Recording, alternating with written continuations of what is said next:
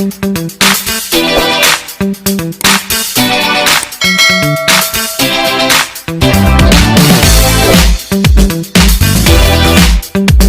dua angkatan tadi, kita bisa tahu bahwa angkatan itu memerlukan namanya media publikasi.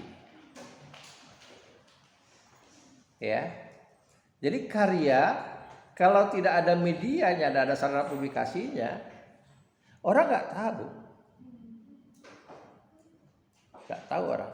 Nah, karena itu beriringan seperti Balai Pustaka tadi ada penerbitnya. Supaya apa? Supaya dijadikan buku, supaya mudah dipublikasikan. Ya. Publikasikan itu artinya sekaligus terdokumentasi dia. Terdokumentasi dia. Jadi kalau sudah dipublikasikan itu otomatis sudah melakukan terdokumentasi dia. Nah, oleh karena itulah saya katakan pada Anda pentingnya media publikasi itu. Ya, ini belajar dari dua angkatan tadi.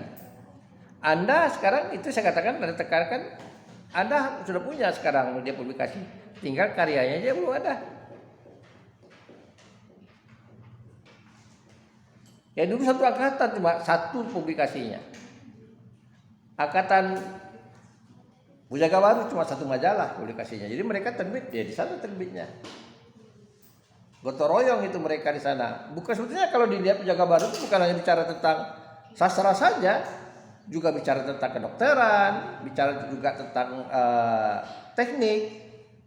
Karena berhimpun di sana itu bukan hanya sastrawan, lebih cenderung dikatakan cendekiawan yang kumpul di sana gitu, yang mangkal di sana tuh. Tapi mereka semua karena tidak ada publikasi lain, ya satu-satunya mereka pelihara itu ya Pujangga Baru itu. Nah sekarang kan jauh lebih berubah angkatan Anda, karena tidak satu ruang ya, tidak satu, dan orang bisa bebas. Kalau namanya publikasi yang terbatas itu dia ada orang bagian sensornya, redaksinya. Itu kalau belenggu itu tidak lolos itu kan ada redaksi yang menilai karya ini tidak pantas terbit, tidak sesuai dengan misinya Pujangga Baru.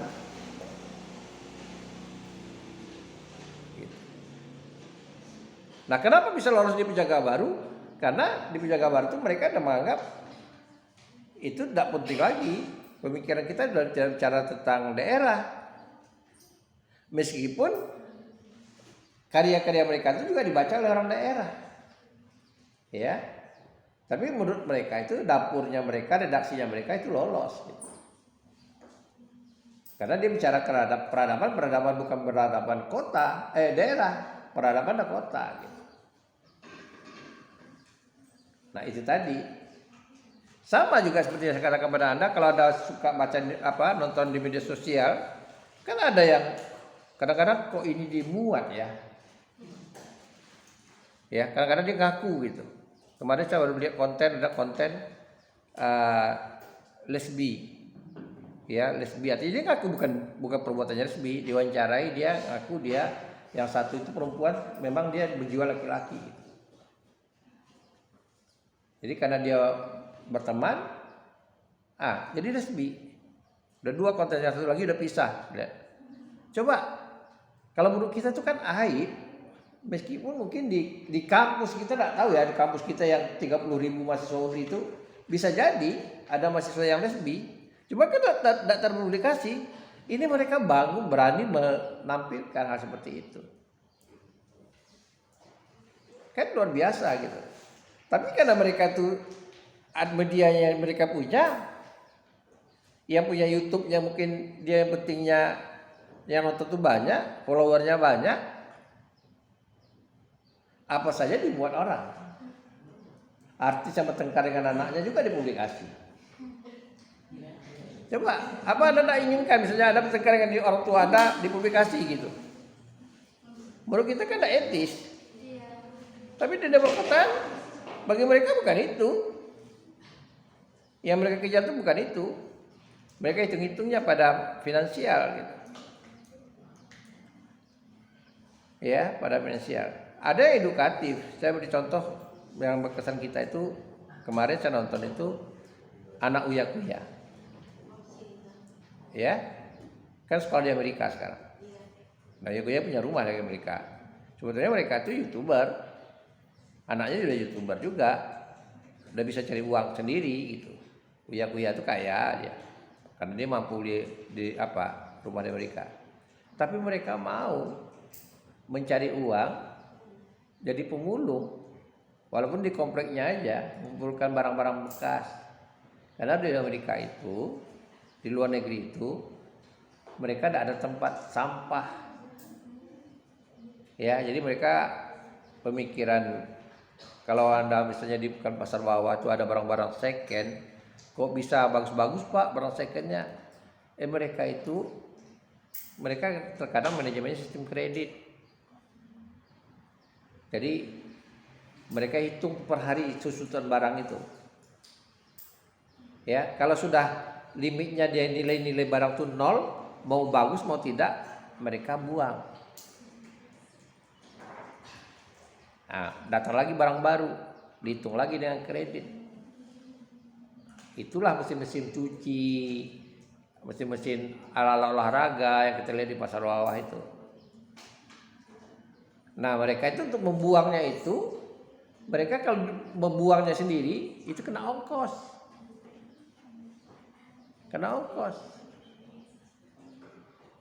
Gitu. Jadi mereka harus mau bayar gitu. Contohnya, saya pernah dulu ditawarkan, kami ada beberapa orang ditawarkan masukkan ban bekas, ban mobil yang bekas, yang second dari Singapura. Itu dapat duit kita. Dari satu ban itu kita dapat duit lagi. Karena di mereka tidak ada tempat membuang sampah. Tidak ada gitu. Nah, itulah yang perlu kita katakan. Kenapa saya katakan dua angkatan ini Anda mulai memperbandingkan kenapa terjadi pergeseran seperti ini. Angkatan Balai Pustaka dan Penjaga Baru, Anda baca karya Balai Pustaka, baca karya Penjaga Baru, sehingga Anda baru tahu nanti wawasannya gitu. Karena ini novel perlu waktu, ya perlu waktu Anda gitu. Tapi kalau seminggu Anda tidak baca, 2 minggu Anda tidak baca, ya nggak selesai. Sementara materi kita terus bertambah. Kalau saya ceritakan saja, Anda nggak hayal aja. Anda menghayal di mana, saya mau cerita di mana gitu. Ketika saya bercerita, Anda bingung aja gitu. Seperti tadi kemarin, beberapa kali saya ceritakan belanggu itu. Sekarang kan muncul kan, betul rupanya. Tapi untuk betulnya itu Anda baca dulu, meyakinkan gitu. Anda juga di YouTube Anda tahu tuh gambarannya seperti itu. Belenggu itu begitu. Lalu yang saya katakan selama ini Balai Pustaka, saya katakan Hamka itu, tahu-tahu teman Anda baca itu Angkatan Penjaga Baru. Nah, itu kuncinya berkaitan dengan gaya tulisannya itu. Oke. Sama dengan sekarang kan karya terakhirnya STA yang saya tahu novelnya dua jilid tuh, tebal, Grota Azura, tahun 80-an terbitnya, tapi oleh orang dikategorikan Angkatan Penjaga Baru, malah tahun 80-an terbitnya, ya, di akhir-akhir masa hayatnya beliau, gitu.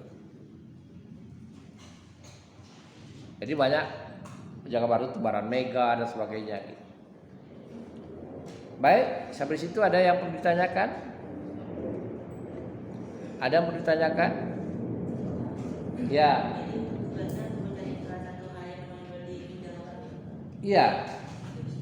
Ya, Penjaga Baru itu ada pilih salah satu di antara pengarang itu, Anda baca. Sekali lagi saya katakan jangan baca sinopsis, karena ada buku yang khusus sinopsis. Itu pernah ditulis oleh Yus Badudu. Saya kasih tahu aja. Nanti ada buku tipis.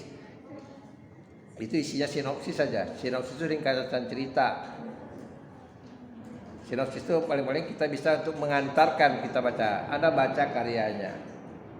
Lalu aspek apa mau Anda lihat? Misalnya perbandingan bahasanya boleh, gaya bahasanya juga boleh. Kan unsur-unsurnya itu boleh. Bukan unsur intrinsiknya boleh. sesuai dengan pisau bedah ada teori yang Anda pakai, ya teori yang Anda pakai. Nah, ya. Kalau misalnya nanti membedah berkaitan dengan perjuangan tokoh utama boleh? Boleh, tidak ada masalah. Karena kan berbeda. Kalau statusnya Pujangga Baru itu kan dengan Balai Pustaka berbeda. Kalau perjuangan tokoh di Balai Pustaka itu cenderung membicarakan tentang larinya itu, endingnya tokoh utama itu larinya ke ketuhanan, ya, religiusnya gitu. Karena nuansanya agak daerah itu kan kuat, nuansanya agama, budaya dan agama, ya. Nah,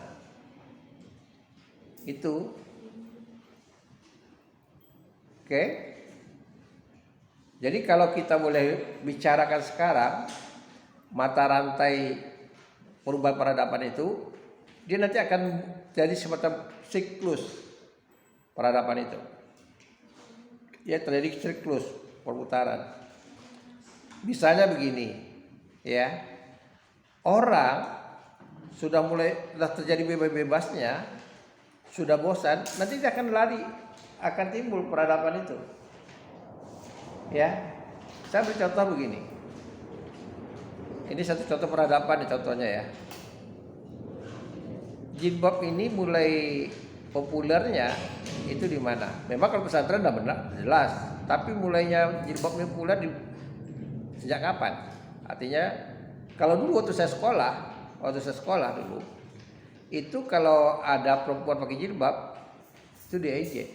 Minimal dikatakan pas lewat itu Assalamualaikum katanya. Iya. Dan itu biasanya sekolah agama. Saya dari PGA. Jadi anak-anak teman-teman saya itu selalu diganggu oleh anak STM. Karena anak SMA enggak ada yang pakai jilbab. Enggak ada. Lalu dari mana trennya? Anda tahu trennya dari mana? Dari Bandung. Dari Bandung. Jadi mulainya pengajian-pengajian masjid itu di perguruan tinggi itu di Bandung. Anda tahu di Bandung itu di mana? Masjid yang mulai populer tuh, ITB. Masih ada masjid sekarang, Masjid Salman ITB. Itu gerakan-gerakan akhirnya orang di Bandung tuh udah bebas-bebas orang. Anda kalau lihat Paris Panjava itu ya Bandung. Kalau mau lihat dikatakan orang Paris Panjava, Parisnya Jawa itu Bandung, bukan Jakarta. Mau lihat model-model cara orang itu di Bandung. Akhirnya di situ mulai populernya, gitu. Sampailah sekarang di SMA. Kalau anak SMA, saya baru terkejut kemarin 2 tahun yang lalu, ketika saya mengawasi mahasiswa PLP di SMA 12, saya perhatikan di kelas itu ada beberapa orang anak tidak pakai jilbab, perempuan nih. Saya perhatikan ini anak Kristen, ini maaf yang Kristen ya, ada yang Kristen. Jadi saya tanya sama gurunya, kebetulan alumni kita, udah bersih ibunya. Saya bilang diwajibkan, enggak Pak, ada. Sepertinya alami aja. Yang Muslim dia ke sekolah dia pakai jilbab, walaupun di rumah nggak pakai jilbab. Yang nggak Muslim dia nggak pakai jilbab. Nah sekarang mulai tren lagi sekarang nih. Muslim tidak Muslim karena dia merasa nyaman pakai jilbab, dia pakai jilbab. Jadi jangan sangka. Ya, Anda tahu dulu ada apa tokoh Palestina yang terkenal dulu, pembela Palestina itu, istrinya Kristen Ortodok, pakai jilbab.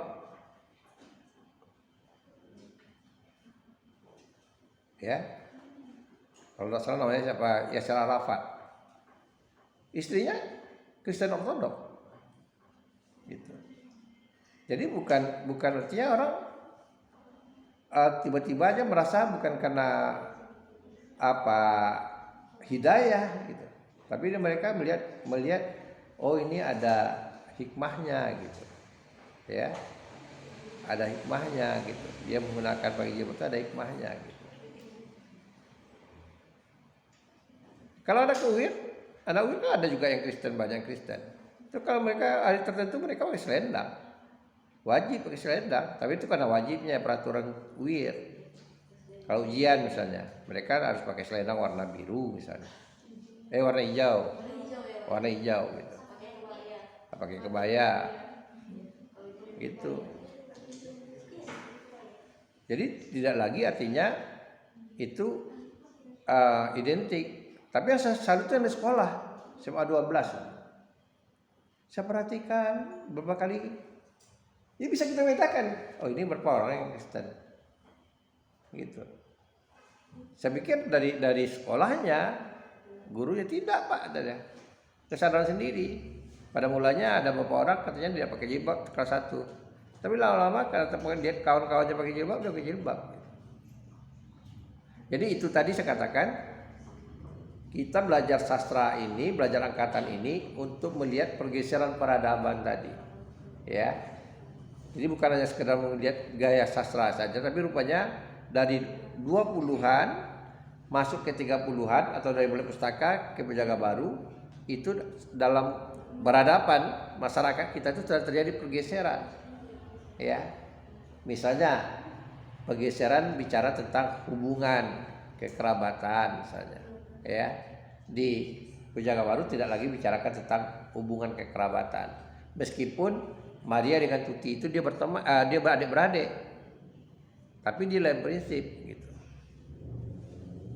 Jadi dia kokoh dengan prinsipnya masing-masing.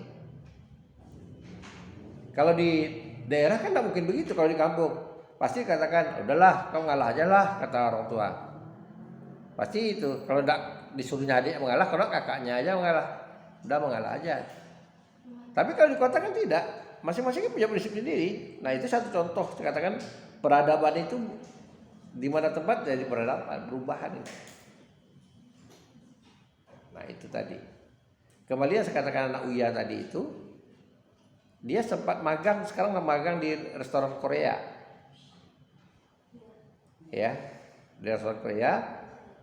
Jadi dia magang, akhirnya pemilik restoran itu tahu bahwa dia itu YouTuber.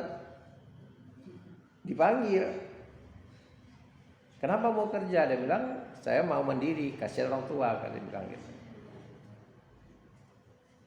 Karena kalau di luar negeri itu kalau kita mau kerja paruh hari itu hitungannya dolar. Jangan di Amerika, di Australia aja. Kalau kita mau kerja paruh hari misalnya, apakah manen buah anggur, ya, atau jadi cuci piring di restoran, tidak gengsi. Banyak dosen kita yang kuliah di luar negeri itu pas masa libur atau masa kosong, apalagi di Inggris, biayanya kan tinggi. Biaya sekolahnya semua, biaya hidup itu semua kena pajak. Mulai dari air, listrik semua kena pajak. Nah, mereka paruh harinya kerja. Anies Baswedan kan kerja dia ketika di Amerika. Dia kerja. Karena dia tidak cukup beasiswanya, dia bawa istri, bawa anak. Itu ceritanya begitu dia. Dia bawa anak, bawa istri, Aji dikerja. Nah, kita aja sekarang ini daripada kerja enak tidur, ya. Berarti ya, enak tidur, enak itu. Baik, ada lagi pertanyaan enggak? Nah, ini pertemuan kita ke-6. Sekali lagi saya katakan, saya selalu ingat kepada Anda, asuransi tugasnya. Ya, jangan prodinya unggul, anaknya tidak unggul. Bagi saya itu beban loh, bagi saya itu beban gitu. Bagi saya itu beban. Apalagi ini kita selalu mempublikasikan kuliah kita. Ya, tapi kalau kualitas Anda itu tidak ini, karena itu saya ingin ada praktisi yang masuk. Jadi kita cari nanti harinya di kampus 1 hari, ya mungkin sehari penuh kita undang praktisi bidang puisi, bidang fiksi sekaligus nyanyi gitu. Jadi belajar kuliah umum gitu, supaya tahu bagaimana proses kreatifnya. Jadi Anda klopkan dengan teori yang kita pelajari. ya. Nantilah sampai nanti kita bicara tentang kekinian itu, nanti kita ada alumni kita penulis novel banyak, ada juga alumni kita penulis puisi juga ada. Nanti kita akan undang siapa yang berkesempatan. Kemarin sudah saya bicarakan kemarin, kayak Bu Lismar dan sering sama kita, yang guru Pak Lima itu saya bicarakan juga. Punya waktu enggak? Saya bilang kalau punya waktu nanti, katanya hari Sabtu bisa, nanti kita cari waktunya supaya bertambah ada wawasan Anda gitu ya. Ada yang mau ditanyakan? Kalau tidak, masih ada kuliah lagi? Enggak ada ya. Udah, silahkan pulang ya, istirahat lagi. Makasih. Assalamualaikum warahmatullahi wabarakatuh.